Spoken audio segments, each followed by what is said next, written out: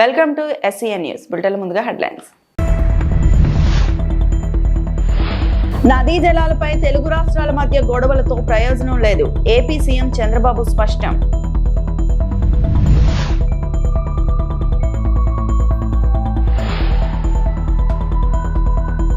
పంచాయతీ వద్దు, తెలంగాణకు నీళ్లే కావాలి. తెలంగాణ సీఎం రేవంత్.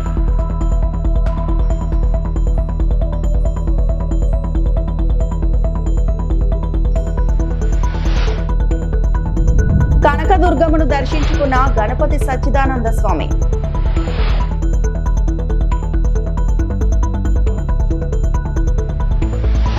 నదీ జలాల విషయంలో తెలుగు రాష్ట్రాలు గొడవలు పెట్టుకుంటే వచ్చే ప్రయోజనం ఏమీ ఉండదని సీఎం చంద్రబాబు పునరుద్ఘాటించారు. మన వద్ద నీళ్లు మిగిలితే తెలంగాణ కూడా వాడుకోవచ్చన్నారు. రాష్ట్ర ప్రయోజనాల విషయంలో రాజీ పడబోమని చంద్రబాబు స్పష్టం చేశారు. మండలాలు తెలంగాణలో ఉన్నాయి. ఆ 7 మండలాలు తెలంగాణలో ఉండుంటే ఆనాటి ప్రభుత్వం ఒప్పుకోకపోతే పోలవరం కట్టే పరిస్థితి లేదు.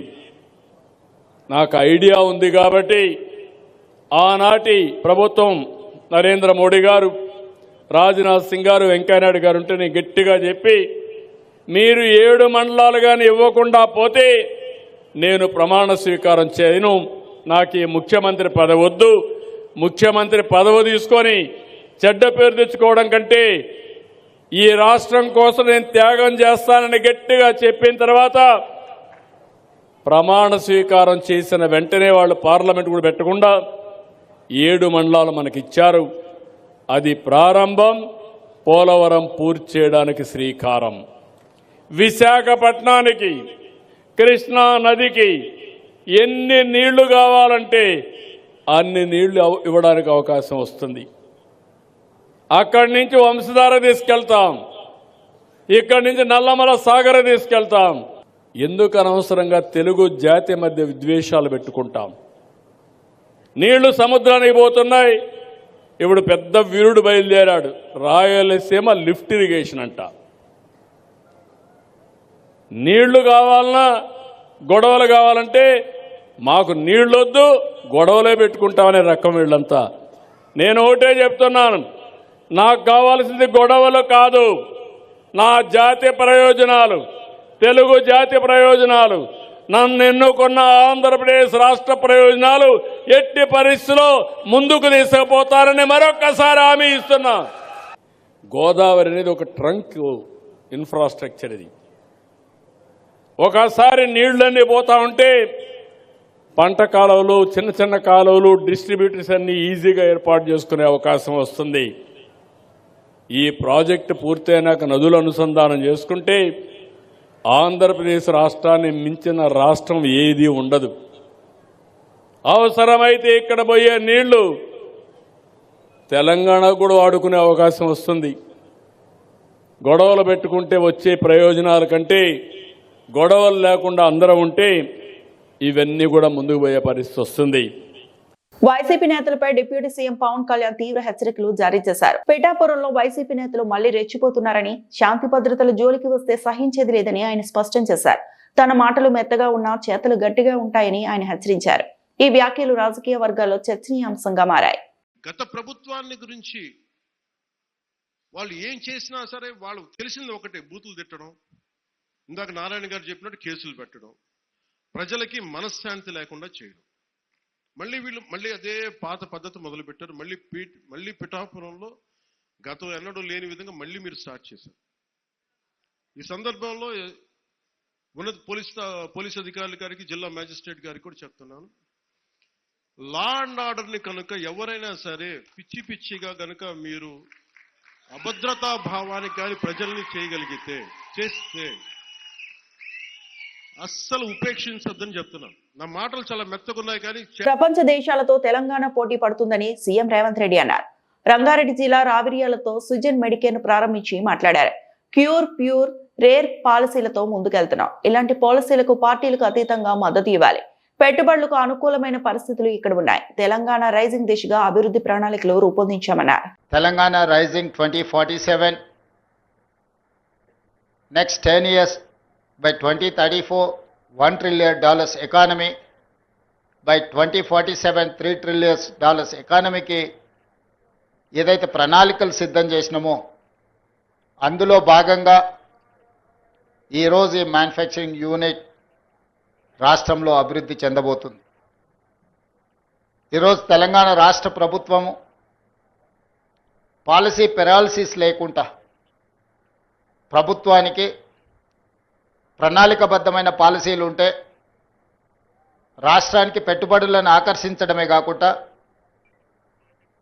పెట్టుబడులు పెడుతున్న యాజమాన్యానికి రక్షణ కల్పించడమే కాకుండా ఆ పెట్టుబడులకు లాభం వచ్చే విధంగా ప్రభుత్వ ప్రణాళికలు ప్రభుత్వ విధానాలు ఉండాలి అని భావించి ఈరోజు తెలంగాణ రాష్ట్ర ప్రభుత్వం ఒక గ్లోబల్ సమ్మిట్ని ఏర్పాటు చేసి తెలంగాణ స్టేట్కి ఒక కాంప్రహెన్సివ్ పాలసీ డాక్యుమెంట్ను రిలీజ్ చేయడం జరిగింది. Based on that policy document, outer ring road inside almost 2,100 square kilometers is called CURE, Core Urban Region Economy.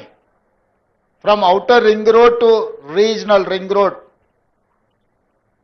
around 10,000 square kilometers, it is called PURE, Peri-Urban Region Economy. From regional ring road outside to Telangana border, it is called Rural Agriculture Region Economy. So we have adopted 3-layer policy.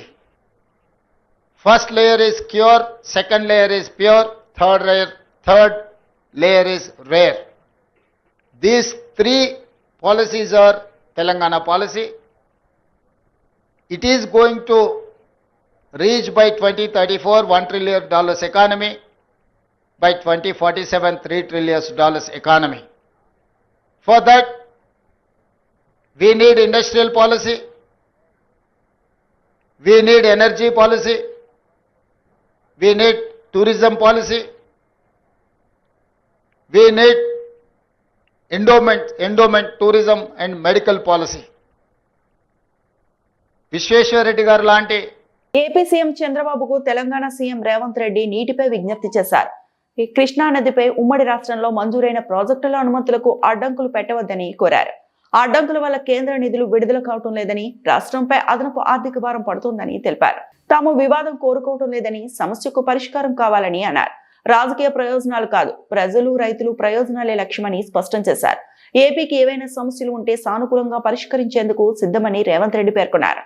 పక్క రాష్ట్ర ముఖ్యమంత్రి గారికి నేను విజ్ఞప్తి చేస్తున్నా, కృష్ణా నదిలో ఉన్న మా పాలమూరు రంగారెడ్డి ఎత్తిపోతలు కావచ్చు, మా కల్వకుర్తి లిఫ్ట్ ఇరిగేషన్ కావచ్చు, మా డిండి ప్రాజెక్టు కావచ్చు, మా ఎస్ఎల్బిసి భీమా నెట్టంపాడు ప్రాజెక్టులు కావచ్చు, ఉమ్మడి రాష్ట్రంలోనే మంజూరైన ప్రాజెక్టులు, వీటి అనుమతులకు మీరు అడ్డంకి పెట్టకండి. వీటి అనుమతులకు రంగారెడ్డి జిల్లా రావిర్యాలతో సుజన్ మెడికేర్ ప్రారంభోత్సవంలో సీఎం మాట్లాడుతూ నీళ్ల సమస్యపై స్పందించారు. జల వివాదం విషయంలో రాజకీయ ప్రయోజనం పొందాలని తమ ప్రభుత్వం ప్రయత్నించడం లేదని స్పష్టం చేశారు. పంచాయతీ కావాలా, నీళ్లు కావాలా అని నన్ను అడిగితే తెలంగాణకు నీళ్లే కావాలని చెబుతా. వివాదాలు కావాలా, పరిష్కారం కావాలా అని అడిగితే పరిష్కారం కావాలని చెబుతా. మన సమస్యలు మనమే సామరస్యంగా పరిష్కరించుకుందాం. ఏపీ ప్రభుత్వానికి ఈ వేదికగా విజ్ఞప్తి చేస్తున్నా అని సీఎం రేవంత్ రెడ్డి అన్నారు. అదే విధంగా నిన్నమన్న సొంత రాష్ట్రంలో గాని పక్క రాష్ట్రంలో గాని నీటి వివాదాలకు సంబంధించి పదే చర్చలు జరుగుతున్నాయి. నేను ఈ వేదిక మీద నుంచి ఈ రాష్ట్రంలో ఉండి పక్క రాష్ట్రంలో రాజకీయ పార్టీలలో ఉన్న ప్రజాప్రతినిధులకు ఒక సూచన చేయదలుచుకున్నా, ఒక విజ్ఞప్తి చేయదలుచుకున్నా. మీకు పంచాయతీలు కావాలన్నా, నీళ్లు కావాలన్నా అని ఎవరైనా నన్ను అడిగితే తెలంగాణ రాష్ట్రానికి నీళ్లు కావాలని నేను కోరుకుంటా. మీకు వివాదాలు కావాలనా, మీకు పరిష్కారం కావాలనా అంటే నేను పరిష్కారం కోరుకుంటా. నీళ్ల వివాదం ముసుగులో రాజకీయ ప్రయోజనం పొందాలి అని మా ప్రభుత్వం, మా పార్టీ భావించడం లేదు. 2 రాష్ట్రాల మధ్యలో ఉండే సమస్యల్ని శాశ్వతంగా పరిష్కరించాలి అని తెలంగాణ ప్రత్యేక రాష్ట్రాన్ని శ్రీమతి సోనియా గాంధీ గారు, కాంగ్రెస్ పార్టీ ఇచ్చింది. కాబట్టి నీళ్ల విషయంలో వివాదాలు, నీళ్ల విషయంలో రాజకీయ లబ్ధి కోసం ఆలోచన చేయొద్దు. రాజకీయాలకు అతీతంగా మనం ఈరోజు ఆలోచన చేసుకొని పరిష్కరించుకోవాలి. చర్చలు ఒక్కటే పరిష్కారము. న్యాయస్థానాల దగ్గరనో ఇతరుల దగ్గర పోయి పంచాయతీ తెంచుకునే కంటే మనమే కూర్చొని మన సమస్యల్ని సామరస్యపూర్వకంగా పరిష్కరించుకోవాలనేదే మా విధానము. పక్క రాష్ట్ర ముఖ్యమంత్రి గారికి నేను విజ్ఞప్తి చేస్తున్నా, కృష్ణా నదిలో ఉన్న మా పాలమూరు రంగారెడ్డి ఎత్తిపోతలు కావచ్చు, మా కల్వకుర్తి లిఫ్ట్ ఇరిగేషన్ కావచ్చు, మా డిండి ప్రాజెక్టు కావచ్చు, మా ఎస్ఎల్బిసి భీమా నెట్టంపాడు ప్రాజెక్టులు కావచ్చు, ఉమ్మడి కృష్ణా జిల్లా మచిలీపట్నం పరిధిలో చోటు చేసుకున్న బాలల అక్రమ రవాణా ఘటనను మచిలీపట్నం పోలీసులు విజయవంతంగా ఛేదించారు. గత నెల 18వ తేదీన 10 సంవత్సరాల బాలుడు కనిపించడం లేదంటూ తల్లిదండ్రులు ఇచ్చిన ఫిర్యాదు మేరకు పోలీసులు దర్యాప్తు ప్రారంభించినట్లు బందర్ డీఎస్పీ రాజా తెలిపారు. సీసీ కెమెరా ఫుటేజ్ ఆధారంగా విచారణ చేపట్టిన పోలీసులు బాలుడిని నంద్యాల ప్రాంతంలో గుర్తించారు. అక్కడ బాతులు పెంపకం నిర్వహిస్తున్న వ్యక్తులకు బాలుడిని అమ్మినట్లు దర్యాప్తులో వెల్లడైంది. ఇదే ప్రాంతంలో ఆ బాలుడితో పాటు మరో 2 బాలికలు కూడా ఉన్నట్లు పోలీసులు గుర్తించారు. ఆ బాలికల తల్లిదండ్రులను గుర్తించే దిశగా పోలీసులు ప్రత్యేక చర్యలు చేపట్టారు. ఈ కేసుకు సంబంధించి 2 పురుషులు, 1 మహిళను పోలీసులు అరెస్టు చేసి మీడియా ముందు ప్రవేశపెట్టారు. ఈ కేసులో అత్యంత ప్రతిభ కనబర్చిన పోలీస్ అధికారులకు డీఎస్పీ రివార్డులు అందించారు. డిసెంబర్ 18, 2025 తారీఖున ఒక బాలుడు, ఒక 10 సంవత్సరాల బాలుడు మిస్ అయ్యాడని చెప్పేసి వాళ్ళ తల్లిదండ్రులు వచ్చేసి మనకి కంప్లైంట్ ఇవ్వడం జరిగింది. ఎప్పుడు మిస్ అయ్యారని అడిగితే 6వ తారీఖునే మిస్ అయ్యారు, 50 రూపాయలు తీసుకొని కోనేరు సెంటర్లో బుక్స్ కొనుక్కోవడానికి వెళ్ళారు, అక్కడ నుంచి మిస్ అయ్యారని చెప్పేసి చెప్పడం జరిగింది. అన్ని రోజులు గ్యాప్ రావటం, మనకి బాలుడు మిస్ అయిన తర్వాత అక్కడ సీసీటీవీ ఫుటేజ్ కూడా ఒక 1 వీక్ 2 వీక్స్ ఉండటం, అప్పటికే అది కూడా ల్యాప్స్ అయిపోవటం వల్ల మనకి ఈ కేసు ఛాలెంజింగ్గా మారింది. అయితే ఇందులో ఈ బాలుడు మిస్ అయిన దాంట్లో మనం ప్రత్యేక ఎస్పీ గారి డైరెక్షన్స్ ప్రకారం ప్రత్యేక బృందాలుగా ఏర్పడి నగరంలో ఉన్న సీసీటీవీ కెమెరాలని మొత్తాన్ని జల్లెడ పట్టి ఎక్కడైనా ఎవిడెన్స్ దొరుకుతుందని చెప్పి చూడటం జరిగింది. దానిలో భాగంగా ఆ రోజు ఆ బాలుడు మిస్ అయిన టైంలో అక్కడ ఒక బైక్ మీద తిరుగుతున్న 2 వ్యక్తుల్ని మేము గమనించడం జరిగింది. వాళ్ళని సస్పెక్ట్ చేయడం జరిగింది, వీళ్ళు ఏమైనా తీసుకెళ్ళి ఉంటారా అని చెప్పేసి. ఆ పాయింట్ ఆఫ్ వ్యూలో ఆ బైక్ నంబర్ ద్వారా ఆ సస్పెక్ట్ని తీసుకొచ్చి విచారించగా అతను ఆ బాలుడిని తీసుకెళ్లి నంద్యాల పక్కన ఉన్న అన్నవరం అనే విలేజ్లో బాతులు కాస్తూ ఉంటారు కదండి, వాళ్ళకి ఇతను అమ్మేయటం జరిగింది. ఆ అమ్మేయటం జరిగింది. ఆ తర్వాత అతను మళ్ళీ వెళ్ళిపోయాడు, అక్కడ నుంచి పారిపోయాడని చెప్పడం జరిగింది. వెంటనే మనం ఈ బృందాలుగా ఏర్పడి వెంటనే అక్కడికి అన్నవరం పంపించేసి చూస్తే ఆ బాలుడితో పాటు 2 బాలికలు కూడా అక్కడ ఉన్నారు. తర్వాత అతను ఫోన్ వెరిఫై చేస్తే వీళ్ళందరికీ సంఖ్యలు వేసి బంధించడం, వాళ్ళని నిర్బంధించడం, వాళ్ళని పెయిన్కి గురి చేయడం, ఇవన్నీ కూడా మనం ఎవిడెన్స్లో తీసుకురావడం జరిగింది. అయితే వీళ్ళు ఏం చేస్తున్నారు అంటే, ఇక్కడ ఎవరైతే తల్లిదండ్రులు కొంచెం వీకర్ సెక్షన్ అయి ఉంటారో, పేదవారు అయి ఉంటారో, వాళ్ళ పిల్లల్ని తీసుకెళ్ళిపోయి అక్కడ బాతులు కాయటానికి అమ్మేసుకొని ఆ డబ్బులతో వీళ్ళు జీవనం కొనసాగిస్తున్నారు. ఇది హ్యూమన్ ట్రాఫికింగ్ కిందకు వస్తుంది, స్లేవరీ కిందకు వస్తుంది. కాబట్టి ఆ సెక్షన్స్ వేసాము. అయితే ఆ బాలికలు ఎవరైతే ఉన్నారో, 2 బాలికలు ఎవరైతే ఉన్నారో వాళ్ళ అమ్మా నాన్న మేము ఇంకా ట్రేస్ చేయలేదు, చిన్నాపురంలో ఉన్నారని చెప్పేసి నేను తెలిసే చిన్నాపురం కూడా వెళ్ళాము. వాళ్ళు మైగ్రెంట్ మదర్స్ పేరెంట్స్ కాబట్టి వాళ్ళు అక్కడ నుంచి కూడా వెళ్ళిపోవడం జరిగింది. అయితే 2 బాలికలు ఎవరైతే ఉన్నారో వాళ్ళని మేము హోమ్ కప్పచెప్తున్నాం, చిల్డ్రన్ హోమ్ కప్పచెప్తున్నాం. అలాగే బాలుడు ఎవరైతే దొరికారో అతన్ని మాత్రం వాళ్ళ తల్లిదండ్రులకు అప్పచెప్పడం జరుగుతుంది. దయచేసి వీళ్ళు ఇటువంటి బాలికలు ఎవరైతే మిస్ అయ్యి ఉన్నారో వాళ్ళ తల్లిదండ్రులు కూడా అప్పీల్ చేస్తున్నాను, దయచేసి పోలీస్ వారిని సంప్రదించండి. వాళ్ళకి సరైన చదువు చెప్పే వరకు ఎస్పీ గారు, కలెక్టర్ గారు ఖచ్చితంగా ఏదో ఒక హోమ్కి కానీ దేనికో దానికి పంపిస్తారు, మన దగ్గర అంత స్తోమత లేనప్పుడు.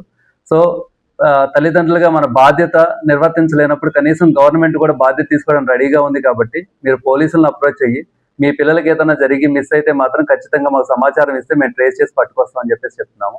ఈ కేసులో పర్టికులర్గా ప్రొబేషనరీ ఎస్ అయిన మల్లికాసులు ఆ సీసీటీవీస్ అన్ని ఎవిడెన్స్ అవన్నీ వెరిఫై చేసి ఆ ఎగ్జాక్ట్గా ఆ బండి నంబర్ని ట్రేస్ చేయగలిగారు. సో అతన్ని అభినందిస్తున్నాను. దాంతోపాటు క్రైమ్ టీమ్ లీడ్ చేసిన SI Prabhakar as well as ASI శ్రీనివాసుని కూడా అభినందిస్తున్నాను.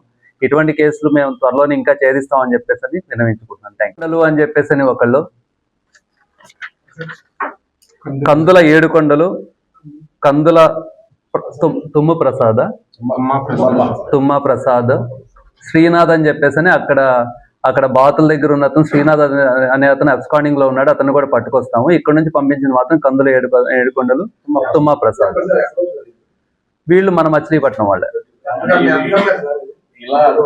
ఎంత కమ్మారు అనేది వాళ్ళ అగ్రిమెంట్ ఇంకా మేము ఆ లోతులో వెళ్ళలేదు. ఎందుకంటే శ్రీనాథ్ అనే అతను మెయిన్ అక్కడ అక్యూజర్, అతను అబ్స్కాండింగ్ లో ఉన్నాడు. అతను దొరికిన తర్వాత వీళ్ళ కొడుకే యాక్చువల్ గా అక్కడ కూడా చేసి వాళ్ళ కొడుకే డబ్బులు ఇస్తాడు, ఎంత ఇస్తాడు అనేది ఇంకా చెప్తాను నేను వీడియో. మైగ్రెంట్లే, సంచార జీవులు, వీళ్ళంతా సంచార జీవులు. ఇద్దరు ఆడపిల్లలను కూడా ముందే తీసుకెళ్దాం. మనకు వచ్చింది కంప్లైంట్ 10 సంవత్సరాల బాలుడి గురించి. అక్కడికి వెళ్ళి చూస్తే ఇద్దరు ఆడపిల్లలు కూడా బాలబాలికలు ఇక్కడ. అది దాన్నంతా వెరిఫై చేయడానికి మళ్ళీ కస్టడీలో తీసుకుంటాము. 24 hours లో మనం ప్రొడ్యూస్ చేయాలి కాబట్టి మనం రిమాండ్ పెడతాము. మళ్ళీ పోలీస్ కస్టడీ తీసుకొని ఇప్పటికైతే 3 దొరికారు మనకి. ఇంకా ఎవరన్నా తీసుకెళ్లారా ఏంటి అనేది కూడా విచారిస్తాం ఖచ్చితంగా.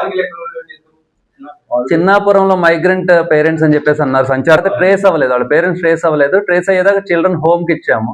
ఆ తర్వాత ఫైనలైజ్ అయిన తర్వాత వాళ్ళ తల్లిదండ్రులకు అప్పచెప్పడమా లేకపోతే వాళ్ళ స్తోమత లేకపోతే అక్కడే చదివించడమా చేస్తాం. వాళ్ళు అదే చెప్తున్నారు, ఇక్కడ కోనేరు సెంటర్ లో ఉంటే మమ్మల్ని ఇలా చాక్లెట్లు బిస్కెట్లు ఇస్తామని చెప్పేసి అని ఎంటైజ్ చేసి తీసుకెళ్లారని చెప్పేసి చెప్తున్నారు.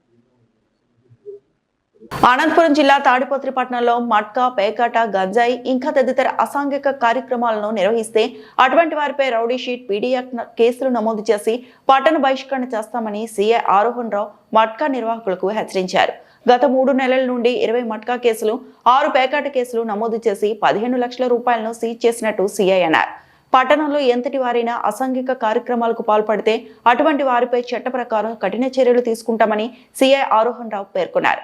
సంక్రాంతి పండుగకు ఊర్లకు వెళ్లే వాళ్ళు విలువైన వస్తువులను జాగ్రత్తగా ఉంచుకోవాలని సీఏ ప్రజలకు సూచించారు. నిరంతరం నిఘా పెట్టి ప్రతి ఒక్కరిని కూడా అరెస్ట్ చేసి వారిపైన కేసులు బుక్ చేయడం జరుగుతుంది. ఈ సందర్భంగా తెలియజేయడం ఏమంటే, మట్కా ఎవరైతే ఆడుతున్నారో, ఎవరైతే ప్రోత్సహిస్తున్నారో వారందరినీ కూడా పట్టణ బహిష్కరణ చేస్తామని చెప్పని పోలీస్ శాఖ తరఫున తెలియజేస్తున్నాము. వారు పద్ధతులు మార్చుకొని వారు చేస్తున్నటువంటి ఇల్లీగల్ యాక్టివిటీస్ని కంపల్సరీగా బంద్ చేయాలి. వాళ్ళు ఎవరైనా సరే, వాళ్ళు ఎంతటి వారైనా సరే ఎవరిని ఉపేక్షించేది లేదు. రౌడీ షీట్లు ఓపెన్ చేయడం జరుగుతుంది, పీడీ యాక్టులు పెట్టి నమోదు చేయడం జరుగుతుంది. గత 3 నెలల కాలంలో దాదాపు 20 మట్కా కేసులు, ఒక 6 పెద్ద గ్యాంబ్లింగ్ కేసులు, వారి వద్ద నుంచి దాదాపుగా 15 లక్షల వరకు అమౌంట్ను, సెల్ ఫోన్లని, వెహికల్స్ని సీజ్ చేయడం జరిగింది. ఈ యొక్క కార్యక్రమం కంటిన్యూగా జరుగుతుంది. ఈ సందర్భంగా పట్టణ ప్రజలకు కూడా విజ్ఞప్తి చేయడం ఏమంటే, అసాంఘిక కార్యకలాపాల గురించి ఏవైనా కానీ, మట్కా కావచ్చు, పేకాట కావచ్చు, గాంజా కావచ్చు, ఇతర అసాంఘిక కార్యకలాపాల గురించి ఏ చిన్న ఇన్ఫర్మేషన్ వచ్చినా కాన్ఫిడెన్షియల్గా మా యొక్క నంబర్లకు, అది మాకైనా కావచ్చు, ఏఎస్పీ గారికి కావచ్చు, ఎస్పీ గారికి కావచ్చు, సమాచారం అందించవలసిందిగా కోరుచున్నాము.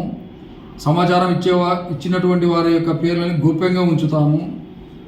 కాబట్టి తాడిపత్రి పట్టణ ప్రజలు ఈ యొక్క పోలీస్ చేస్తున్నటువంటి ఈ యొక్క కార్యక్రమానికి సహకరించి మాతో భాగస్వామ్యమై తాడిపత్రి పట్టణం నుంచి శాశ్వతంగా ఈ యొక్క అసాంఘిక కార్యకలాపాలను పారద్రోలాలని చెప్పని విజ్ఞప్తి చేస్తున్నాం. సంక్రాంతి హాలిడేస్ వచ్చాయి కదా సార్, ఊర్లోకి వెళ్తున్నారు ప్రజలకి ఈ రాబో సంక్రాంతి పండుగ సందర్భంగా విలేలకు వెళ్ళేటువంటి ప్రజలకు యొక్క విలువైనటువంటి వస్తువులు, డబ్బు కావచ్చు, నగదు కావచ్చు, భద్రపరచుకోవాల్సిందిగా విజ్ఞప్తి చేస్తున్నాము. రెండోది, ఒకవేళ వాళ్ళకి ఎటువంటి ఒక ఊర్లోకి వెళ్ళేటట్టుంటే వారి యొక్క సమాచారాన్ని మా పోలీస్ స్టేషన్లో తెలియజేస్తే వారి యొక్క ఇళ్లపైన గస్తీ చేయడం జరుగుతుంది. అనంతపురం నగరంలో కాంగ్రెస్ పార్టీ కార్యాలయంలో షేక్ ఫాతిమా బేగం 195వ జయంతి వేడుకలు ఘనంగా నిర్వహించారు. ఈ సందర్భంగా వారు మీడియాతో మాట్లాడుతూ, షేక్ ఫాతిమా బేగం చదువు అనే ఆయుధాన్ని మహిళల చేతిలో పెట్టి విప్లవ దీపశిఖ అయ్యారు. మొట్టమొదటి ముస్లిం ఉపాధ్యాయురాలు, బహుజన శ్రీ విముక్తి చరిత్రలో చిరస్మరణీయ నామమని అన్నారు. ఆమె బోధించింది కేవలం అక్షరాలు కాదు, ఆమె చెప్పిన అసలు పాఠాలు. చదువు లేకుండా విముక్తి లేదు. మహిళలు చదువుకుంటే తరం మారుతుంది. మతం అడ్డు కాదు, మానుష్యత్వమే మతం. భారత మహిళా విద్యా చరిత్రలో సావిత్రిబాయి పూలే పేరు ఎంత గొప్పదో ఆమె పక్కన నిలబడి అదే స్థాయిలో పోరాడిన పేరు ఫాతిమా బేగం అని వారు కొనియాడారు. షేక్ ఫాతిమా గారి జయంతి సందర్భంగా, షేక్ ఫాతిమా గారు 196వ జయంతి సందర్భంగా అనంతపురం జిల్లా మైనార్టీ కాంగ్రెస్ ఆధ్వర్యంలో ఈరోజు కార్యక్రమాన్ని ఇండియా కూటమితో పాటు అందరితో కలుపుకొని ఈరోజు కార్యక్రమాన్ని నిర్వహించడం జరిగింది. షేక్ ఫాతిమా గారు ఎవరైతే ఉన్నారో, బాబా జ్యోతిరావు పూలే దంపతులతో సహా, అదేవిధంగా మైనార్టీలు, అడుగు బలహీన వర్గాల మహిళలు విద్య కోసం పోరాడినటువంటి ఏకైక మహిళ. జ్యోతిబా పూలేతో పాటు ఆ రోజు ఫాతిమా గారు కూడా ఉద్యమంలో పాల్పంచుకోవడం జరిగింది. ఆ రోజు అగ్రకుల వ్యవస్థతో కుల బహిష్కరణ చేసి గ్రామ బహిష్కరణ చేస్తే వాళ్ళ తమ్ముడి ద్వారా దళిత వాడలలో 1848లో మొట్టమొదటి మహిళా కళాశాలను ఏర్పాటు చేయడం జరిగింది. మహిళలకు బోధించడం జరిగింది. ముస్లిం మహిళలు బయటకు రాని సమాజంలో ఆ తరంలో కూడా ముస్లిం మహిళలు చైతన్యం చెందాలంటే విద్యతోనే చైతన్యం చెందగలరని చెప్పేసి స్ఫూర్తినిచ్చినటువంటి స్ఫూర్తి ప్రదాత షేక్ ఫాతిమా గారు. ఈరోజు షేక్ ఫాతిమా గారి ఆశయ సాధన కోసం ఈరోజు ముస్లిం మైనార్టీ మహిళలందరూ చదువుకుంటున్నారంటే దానికి గర్వంగా ఫీల్ కావచ్చు. ఆ రోజు షేక్ ఫాతిమా గారు కార్యాచరణ వల్లే ఈరోజు ముస్లిం మైనార్టీ మహిళలు చదువుకొని ఉన్నత శిఖరాలు అవరోధిస్తున్నారు. అదేవిధంగా పెద్ద పెద్ద స్థానాలలో ఈరోజు ముస్లిం మహిళలు ఉన్నారంటేనే ఆ రోజు చరిత్ర తిరగరాసిన షేక్ ఫాతిమా గారి జయంతి సందర్భంగా ఈరోజు అనంతపురం జిల్లా కాంగ్రెస్ పార్టీ కార్యాలయంలో ఏర్పాటు చేసుకోవడం జరుగుతోంది. విజయవాడలో ఇంద్రకీలాద్రిపై కొలువై ఉన్న కనకదుర్గమ్మను అవధూత దత్త సచ్చిదానంద స్వామి శుక్రవారం దర్శించుకున్నారు. ఆలయ ధర్మకర్తల మండలి చైర్మన్ బోరా రాధాకృష్ణ, కార్యనిర్వహణాధికారి వికే షీనా నాయక్ ఆయనకు ఘన స్వాగతం పలికారు. అనంతరం సచ్చిదానంద స్వామి అమ్మవారిని దర్శించుకుని ప్రత్యేక పూజలు చేశారు. శ్రీ లలితా పరమేశ్వర్యే నమః. నామధేయాని కుర్వంతి స్థానాని చ నరాభువి దుర్గేతి భద్రకాళీతి విజయ వైష్ణవీ చ కుముదా చండికా కృష్ణా మాధవి కన్యకే చ మాయా నారాయణ ఈశాని శారదే త్ర్యంబకే చ. అమ్మవారి పేర్లు శ్రీకృష్ణ భగవంతుడు భూలోకానికి వచ్చినప్పుడు జగన్మాత అయిన సహోదరి కూడా ఈ అవతారంలో ఈ భూలోకానికి వచ్చినప్పుడు ఎన్నో అవతారాలతో ఎన్నో నామాలతో ఇక్కడ ఉండేటువంటి మనుషులు నరాభువి ఈ భూమిలో అంటే స్వామి తర్వాత మనిషి అవతారాన్ని తీసుకున్న తర్వాత ఎన్నో ప్రతిష్టలు చేశారు. అంటే ఇక్కడ 3 విధాలుగా వస్తుంది. ఒకటి స్వయంభూ, రెండవది దేవతా ప్రతిష్ట, మూడవది మనుషుల యొక్క ప్రతిష్ట. ఇవి 3 కూడా అంటే రాజుల యొక్క ప్రతిష్ట. స్వయంభూ రూపమైనటువంటి జగన్మాత ఆ మహర్షి ప్రేరేపణతో ఈ దుర్గా పరమేశ్వరి రూపంగా ఉండేటువంటి ఈ ఆలయాన్ని మనకు అమ్మవారు అన్ని విఘ్నాలు నివారణ చేయటానికి, ప్రపంచానికే మంచిది చేయటానికి కృష్ణా నదీ తటకంలో ఉండేటువంటి జగన్మాత ఈ ఇంద్రకీలాద్రి పర్వతంలో ఆ జగన్మాత వెలసింది. అందరి కోరికలు తీర్చటానికి, అందరి యొక్క బాధలు తీర్చటానికి, అందరి యొక్క రోగాలను తీర్చటానికి, మన ప్రపంచమంతా కూడా క్షేమంగా ఉండాలని చెప్పి మన ఆంధ్రప్రదేశమే కాక సమస్త లోకం కూడా బాగా ఉండాలని ఆ దుర్గా పరమేశ్వరి అమ్మవారు ఆ దుర్గా రూపంతో అందరి కష్టాలు నివారణ చేస్తూ వాళ్ళ యొక్క శరీరాలకు కూడా ఆరోగ్యాన్ని ఇస్తూ ప్రజలకు, ప్రజాప్రతినిధులకు అందరికీ కూడా వాళ్ళ రంగాల్లో వాళ్ళ అభివృద్ధితో వాళ్ళ పనులు వాళ్ళు చేసుకుంటూ అభివృద్ధిని పొందాలని చెప్పి ఆ జగన్మాత. ఈ వార్తలు ఇంతటితో సమాప్తం.